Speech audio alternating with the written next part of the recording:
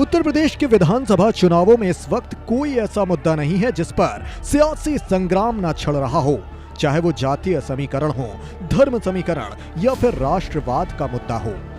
हर मुद्दे को पक्ष और विपक्ष दोनों ने बखूबी उठाया, लेकिन अब सूबे के मुद्दे में चीन और पाकिस्तान की भी एंट्री हो चुकी है।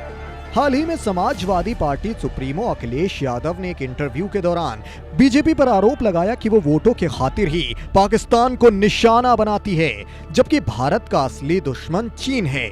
यही नहीं, चीन के मुद्दे पर खुलकर अपनी राय रखते हुए अखिलेश यादव ने कहा, डॉक्टर राम मनोहर लोहिया और नेताजी की इस पर स्पष्ट राय रही है, चीन हमारा असली दुश्मन है, जबकि पाकिस्तान राजनीतिक दुश्मन है।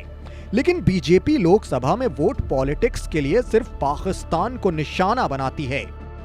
वहीं अखिलेश से जब देश में चीनी निवेश को लेकर उनका विचार पूछा गया, तो अखिलेश ने अपनी पार्टी का श्रेय देते हुए कहा कि लोकसभा में पाकिस्तान अधिकृत कश्मीर यानी पीओके पर सवाल उठाने वाली एकमात्र पार्टी उनकी सपा ही है। सपा ने ही संसद में पूछा था कि जम्मू कश्मीर विधानसभा में पीओके की 24 विधानसभा सीटों के लिए सदस्यों को कब जगह दी जाएगी। तब तत्कालीन गृह मंत्री ने जवाब में कहा था कि जब हम अक्साई चीन तक पहुंच जाएंगे।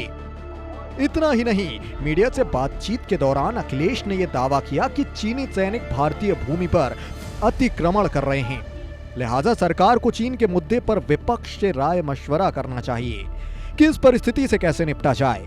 इसके अलावा चीन के साथ निवेश करने पर अखिलेश का कहना था कि जहां तक बात निवेश की है तो हम चीन के साथ कारोबार के लिए बाध्य हैं। हम ऐसी परिस्थिति में फंसे हैं कि अपने सबसे बड़े दुश्मन के साथ बिजनेस करना पड़ रहा है। हमें अपने उद्योगों को मजबूत करना होगा, बिजनेस के साथ साथ फौज भी चलती है। बहरहाल अखिलेश के इस बयान पर अब बीजेपी की तरफ से भी प्रतिक्रिया सामने आ गई है। पार्टी की ओर से संबित पात्रा ने एक प्रेस कॉन्फ्रेंस कर अखिलेश यादव पर आरोप लगाया है कि जो लोग जिन्ना से प्यार करते हैं वो पाकिस्तान से कैसे इनकार करेंगे।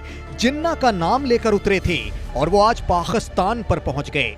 आज जिन्ना पाकिस्तान की बात करने वाले अखिलेश जी, मैं इतना कहना चाहता हूं कि अखिलेश जी शुक्र मनाइए कि याकूब मेमन को फांसी हो गई है, वरना मैं बिल्कुल सीना ठोक के कह सकता हूं कि अखिलेश जी का बस चलता तो याकूब मेमन को भी नाहिद हसन के साथ चुनावी मैदान पे उतारते। आज सुबह से जिस प्रकार पाकिस्तान पाकिस्तान पाकिस्तान का रट लगाए हुए हैं कि नहीं, पाकिस्तान हमारा दुश्मन नहीं है, ये तो भारतीय जनता पार्टी पाकिस्तान को दुश्मन मानती है। आज मैं बिल्कुल कह सकता हूं, शुक्र है कसाब को फांसी हो चुका है, वरना जिन्ना को तो उतारे ही थे। शारीरिक रूप से कसाब को भी स्टार प्रचारक के रूप में उत्तर प्रदेश में उतारने से झिझकते नहीं अखिलेश। बीजेपी के इस हमले पर अखिलेश अब क्या प्रतिक्रिया देते हैं, ये देखना दिलचस्प होगा।